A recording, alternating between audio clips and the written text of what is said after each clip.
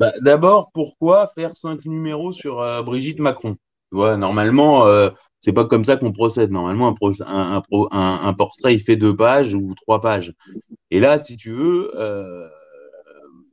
d'abord, pourquoi Brigitte Macron? Parce que c'est un personnage qui m'a tout de suite intéressé et dont il s'est très vite révélé qu'elle n'était pas simplement une première dame ou une personnalité secondaire, mais qu'elle avait une vraie importance dans le dispositif d'Emmanuel Macron, c'est-à-dire que c'est elle qui choisit certains ministres, principalement sur des sujets sociétaux, mais aussi des ministères importants, c'est-à-dire l'éducation nationale. Elle est la vraie ministre bis de l'éducation nationale. Elle gère l'agenda d'Emmanuel Macron. Elle relie ses discours. Enfin, elle a un rôle absolument primordial. Le seul précédent qu'il y a eu, ce serait Cécilia avec Nicolas Sarkozy, mais c'est pas du tout dans les mêmes proportions. Là, c'est vraiment, on peut parler d'une emprise, vous voyez. C'est vraiment un personnage central. Et beaucoup disent, si on veut comprendre Macron, il faut comprendre Brigitte. Or, il y a énormément de sources biographiques sur Brigitte, mais ce sont des sources qui sont vides et qui, surtout, euh, racontent une histoire euh, qui ne colle pas. C'est-à-dire que les biographies se contredisent les unes avec les autres, euh, les faits s'annulent, et plus on avance, moins on en sait. Et donc c'est une biographie extrêmement bizarre. Je dois dire que c'est la première fois que je fais ce genre de biographie. C'est-à-dire que d'habitude, vous faites une biographie, vous compilez les éléments, ensuite vous complétez, et puis ça s'enchaîne assez naturellement, y compris pour des personnalités, pour des grosses biographies qu'on a pu faire, comme Manuel Valls ou d'autres. Vous voyez, c'est pas très compliqué. Là, vous avez des trous entiers, vous avez des éléments qui s'annulent. Et puis surtout, cette histoire dont le monde a parlé de l'histoire de Macron avant Brigitte, parce qu'en fait, on ne sait rien sur Macron avant Brigitte et on ne sait rien sur Brigitte avant Macron. Vous voyez, c'est ça la clé.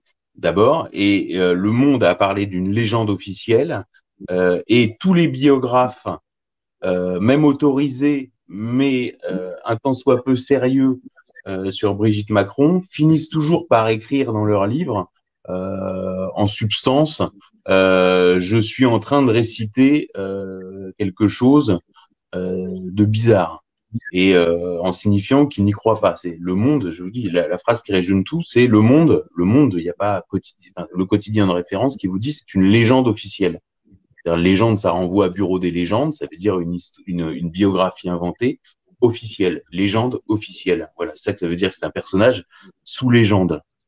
Cette légende a été réécrite plusieurs fois. Alors ça, c'est un des premiers éléments clés de cette biographie, c'est que d'abord, entre 2012 et 2016, dans la première phase de médiatisation de Macron, qui est essentiellement une phase de médiatisation à travers la presse écrite, on nous raconte que lors de leur rencontre, Macron a 17 ans et Brigitte a 36 ans, que 20 ans les séparent et qu'elle était sa prof de français en première quand ils se sont connus.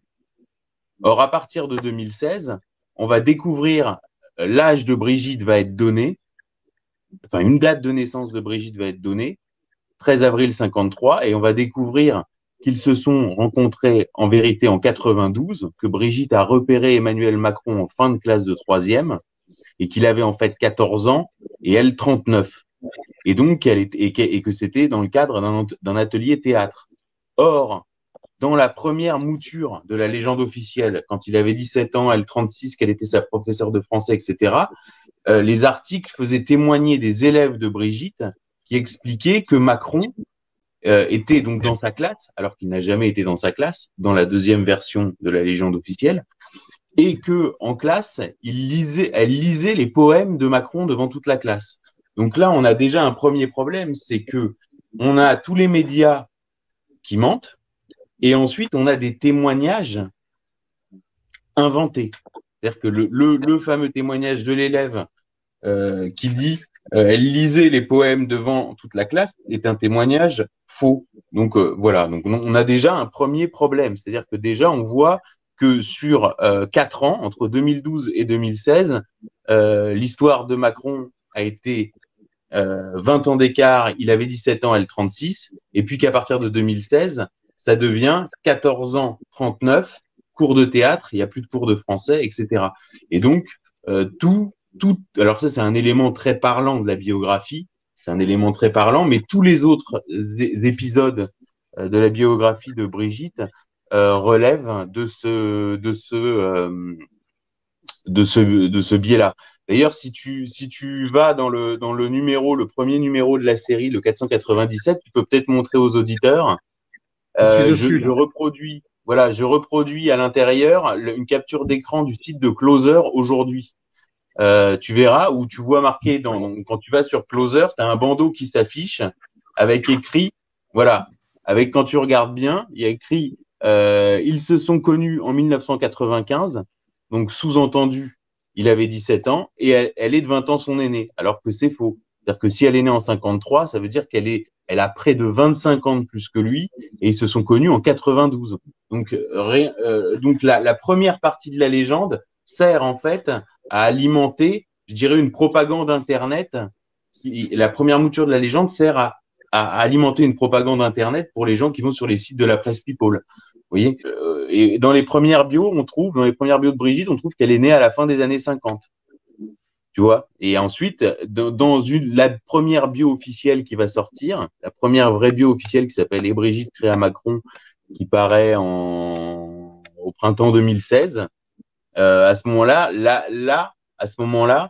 on va donner une date de naissance de Brigitte. Et à ce moment-là, va éclater le roman des 17 ans pour Macron, 36 pour Brigitte. Ce qui rend l'histoire acceptable, parce que 17 ans, on dit, bon, c'est un garçon vigoureux, et 36 ans, on dit, c'est une prof qui est encore voilà, jolie. En fait. Alors que s'il a 14 ans et elle 39, ça change presque rien, mais ça change tout.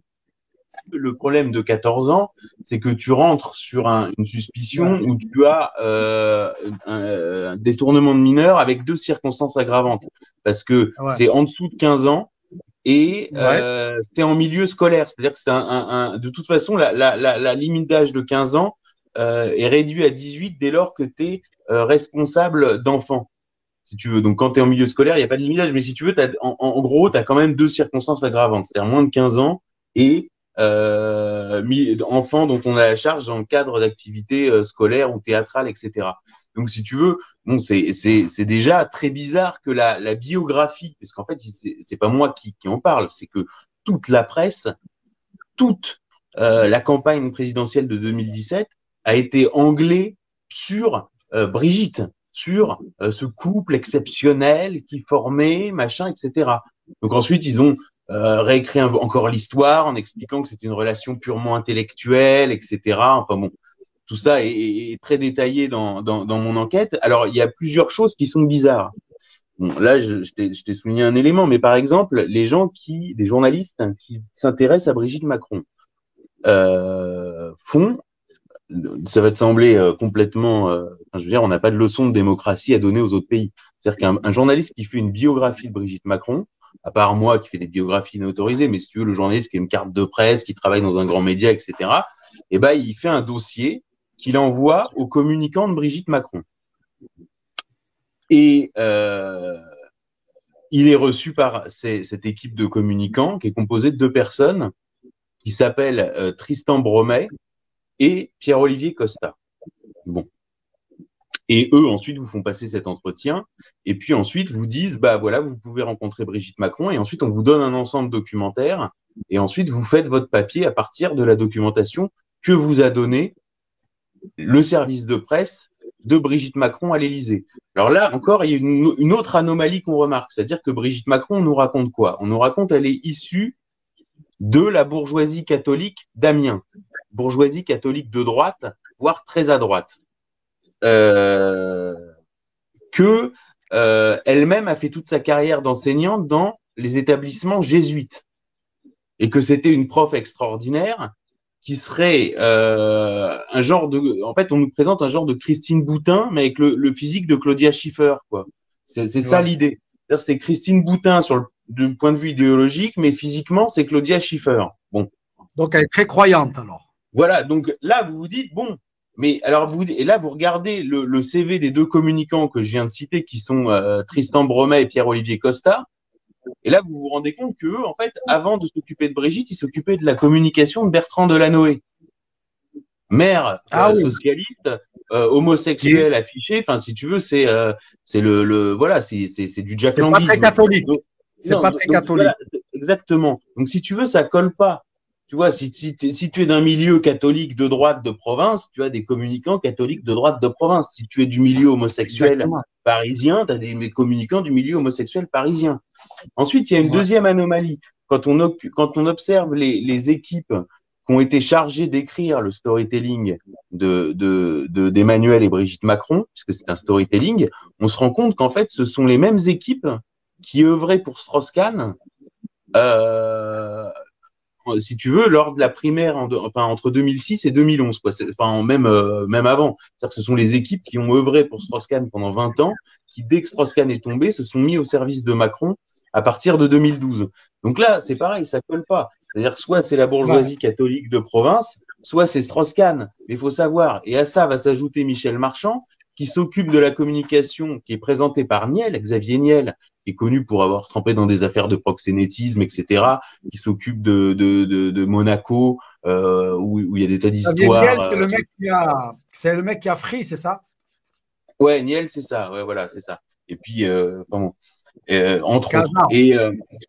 Et donc, il y a un personnage sulfureux, si tu veux, sulfureux sur le plan des mœurs, etc. Bon, donc là, tu te dis, bon, on te raconte la bourgeoisie catholique de province, un genre de Christine Boutin en jolie. D'accord? Et pour l'assurer la communication, tu mêles les équipes de Niel, les équipes de Strauss-Kahn et les équipes de Delanoë. Enfin, ça colle pas. Et là, il y a un article qui est sorti dans Le Monde le week-end dernier qui est complètement comme ça. C'est-à-dire qu'on t'assure vraiment que elle est très à droite, qu'elle est très catholique, etc. Et puis la phrase d'après, et elle a mangé avec Pascal Ouzelot, le directeur de Pink TV, et Marc-Olivier Fogiel. Alors que je veux dire, n'importe qui dans Paris lit Pascal Ouzelot et Marc-Olivier Fogiel lit Milieu gay. Va se rajouter à tout ça un autre personnage qui est beaucoup moins connu, qui s'appelle Joël Benenson, et qui, pareil, est un spin doctor. Alors, pour ceux qui ne connaîtraient pas le spin doctor, si vous voulez, c'est les gens dont le métier est de vous raconter le narratif médiatique tel que vous allez le voir à la télévision. Vous voyez, ça s'appelle un spin doctor. C'est le type qui pense le scénario, si vous voulez, de la réalité alternée qu'on vous présente en permanence dans les médias. Et si vous osez dire, c'est une réalité alternée, tout est bidon, on vous dit, vous êtes un complotiste. Bon. Et celui qui pense ça s'appelle un spin doctor. C'est le personnage qui est joué par Robert De Niro, tu sais, dans ce film, je sais pas si tu l'as vu, qui s'appelle Des hommes d'influence. Tu vois? Exactement. Et voilà. C'est comme ça qu'il faut comprendre l'histoire. Et typiquement, quand tu vois les équipes de DSK, tu es là-dedans, avec Taubman, Finkelstein, toutes ces équipes-là. Alors, est-ce que tu peux prendre le 3e numéro de la série, si tu l'as? Il me semble que c'est le 499. Pour montrer un peu aux auditeurs, parce que la description parce que c'est encore une incohérence. Alors, on pourrait parler d'autres incohérences, comme le CV de Brigitte, la question du CV de Brigitte. De Clover, non? Je sais pas. C'est les photos où il y a Brigitte en tant que prof, tu sais. Alors, en tant que prof.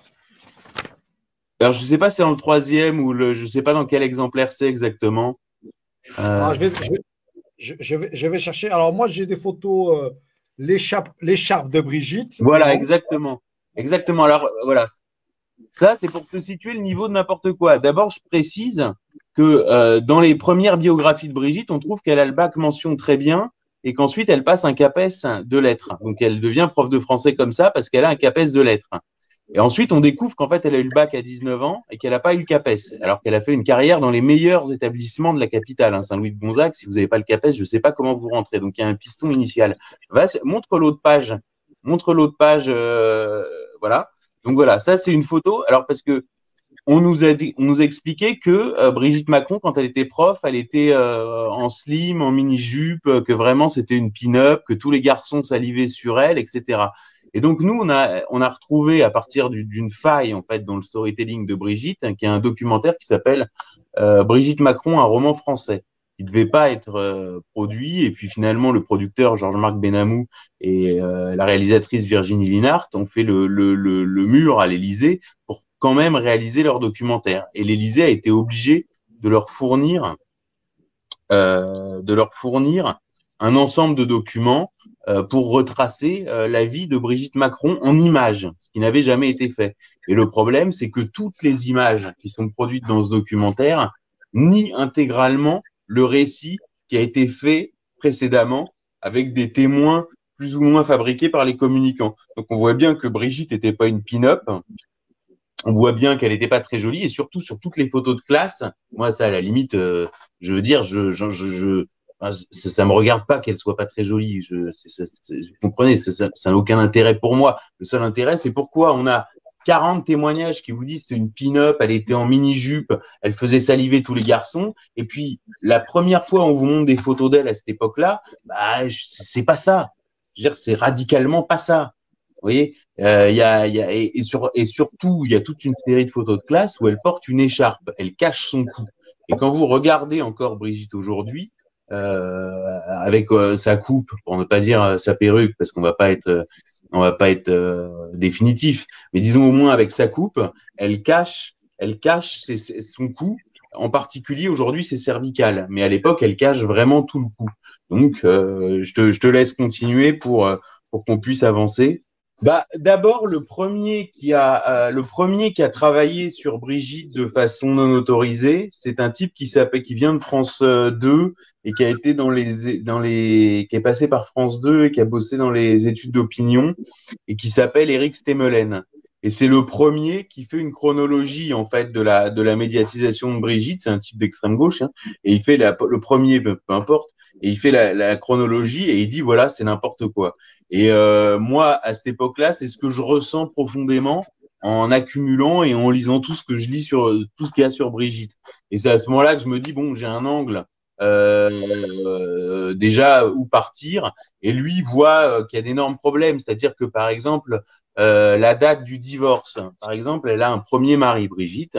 Et la date du divorce, dans toutes les premières biographies, on nous dit que ce divorce est survenu après la mort de la mère de Brigitte, qui survient en 98, et avant l'entrée d'Emmanuel Macron à Sciences Po, c'est-à-dire 2000-2001. Donc en fait, on comprend qu'ils auraient divorcé en 98, 99, 2000. Or, la date qui va être donnée dans la version définitive de la légende officielle, c'est 2006. Vous voyez, donc si vous lisez notre enquête, vous comprendrez.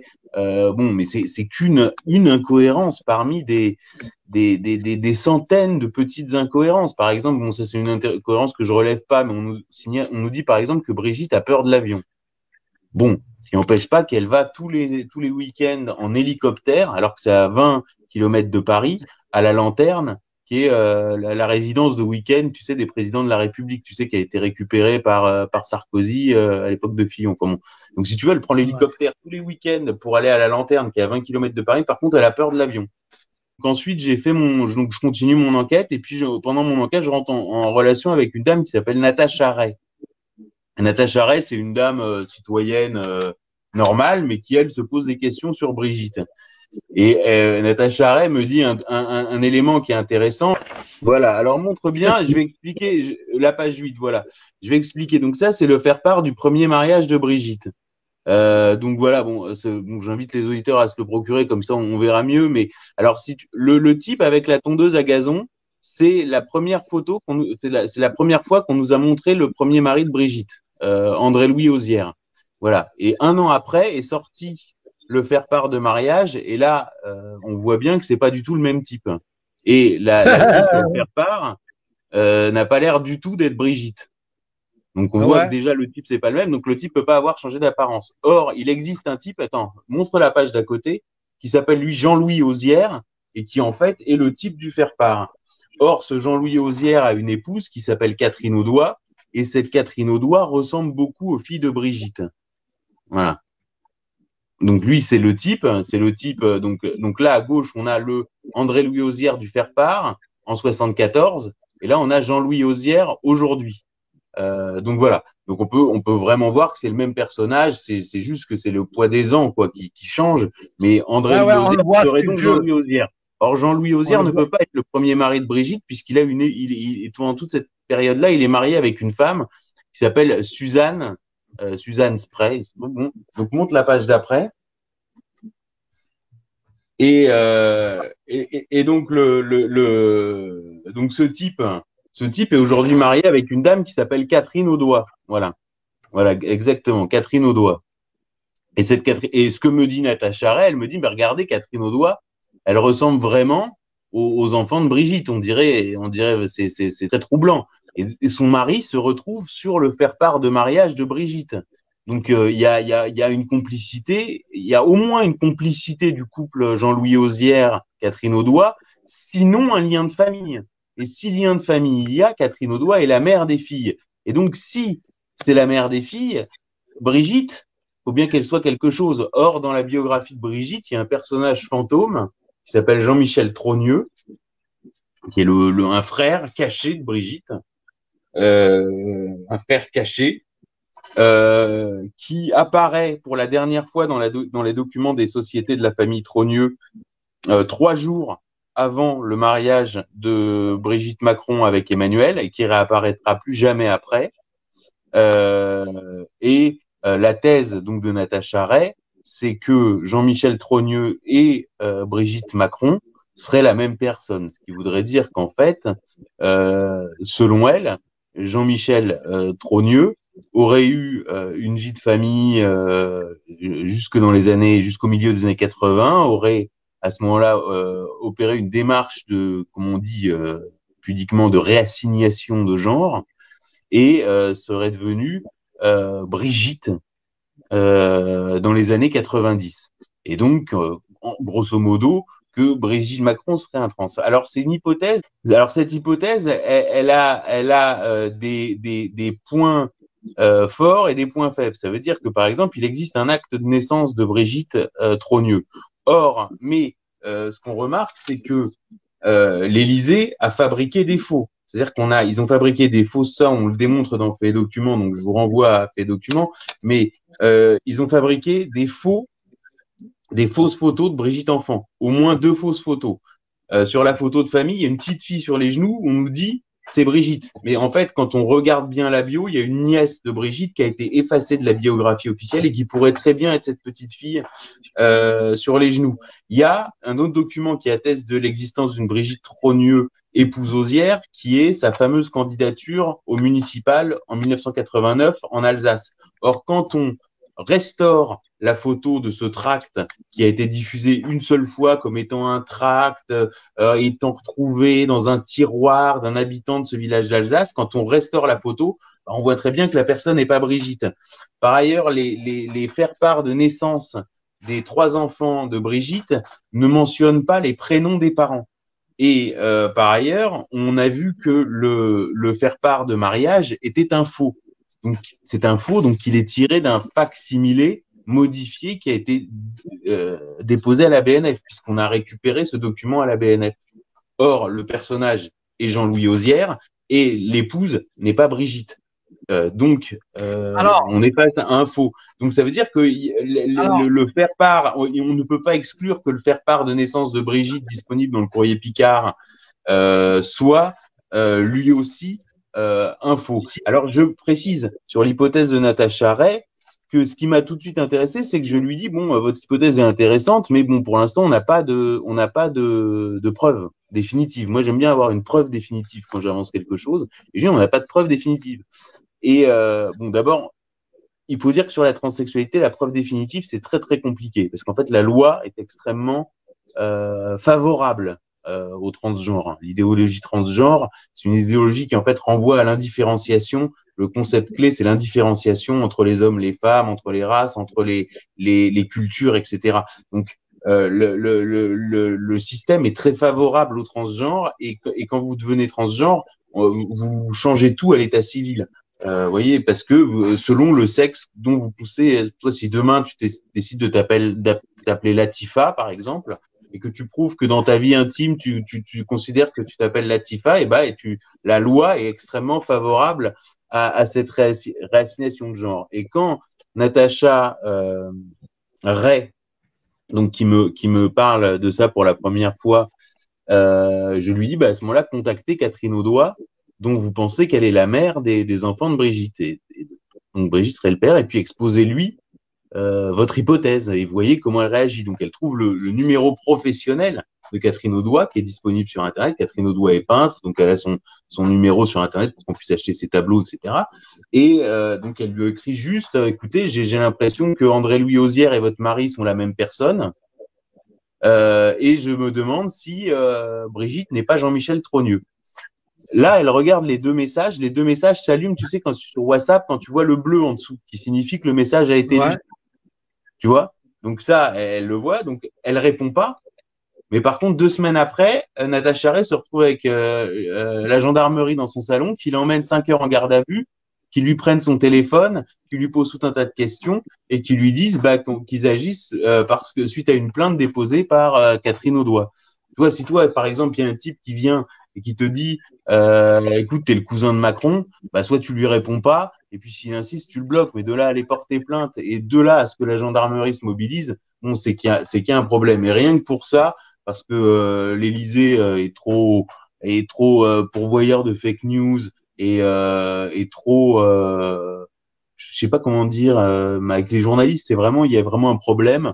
Je me suis dit que l'hypothèse de Natacha Ray, je la trouvais intéressante et que j'allais la relayer rien que pour ça. Et en plus, je la trouve crédible, c'est-à-dire elle est pas sourcée définitivement. C'est une hypothèse qu'on formule sous forme de question et c'est une question qui mérite d'être posée, surtout que ça répond en fait à des interrogations que se posent tous les interlocuteurs du couple présidentiel. C'est-à-dire que par exemple Sarkozy dit je comprends pas ce mec, ils sont bizarres, c'est un couple pervers, lui il est androgyne, c'est très bizarre. Et Houellebecq dit il est bizarre ce type, on sait pas d'où il vient. Enfin tous les interlocuteurs du couple ressentent un malaise.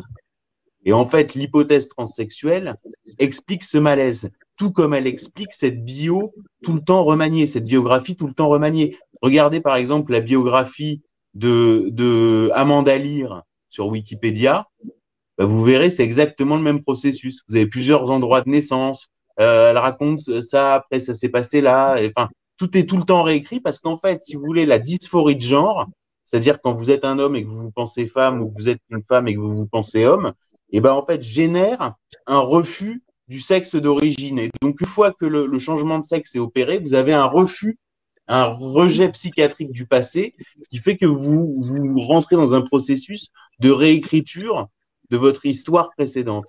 Et donc c'est en ça que je trouve que l'hypothèse transsexuelle à propos de Brigitte Macron est une question qui mérite d'être posée en attendant d'être confirmé ou infirmé.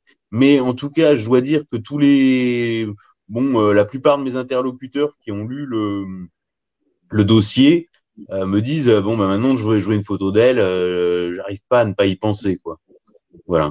Du coup, ça explique les partouzes, enfin la Gay Pride à l'Élysée, ça explique Benalla et son truc louche et tout ce qu'on Oui, il y a un entend. énorme tropisme transgenre dans le macronisme, c'est-à-dire que, bon, grosso modo, c'est pas à faire révéler un secret d'État que de dire que bon, Macron, il est quand même très spécial. Même dans sa biographie officielle, il dit quand j'étais chez ma grand-mère, parce que dans sa biographie officielle, il a grandi chez sa grand-mère, j'avais et en fait, il a vécu enfermé chez sa grand-mère toute son enfance, quoi. C'est-à-dire que normalement, c'est ce qu'on appelle aujourd'hui l'école à la maison. Je comprends pas bien pourquoi il combat ça, alors que en fait, c'est ce qu'il a vécu. Et il dit, j'avais Cocteau et Gide pour compagnons. Je veux dire, quand vous dites j'ai Cocteau et Gide, je veux dire, c'est un message que vous envoyez aux homosexuels. Vous dites je suis homosexuel. Quand on lui demande son cinéaste préféré, il dit Almodovar. Les thèmes traités par Almodovar, c'est la pédophilie, le transsexualisme et l'homosexualité. Ensuite, il dit, par exemple, mon livre de chevet quand j'étais petit, c'est Michel Tournier, Le Roi des Aulnes.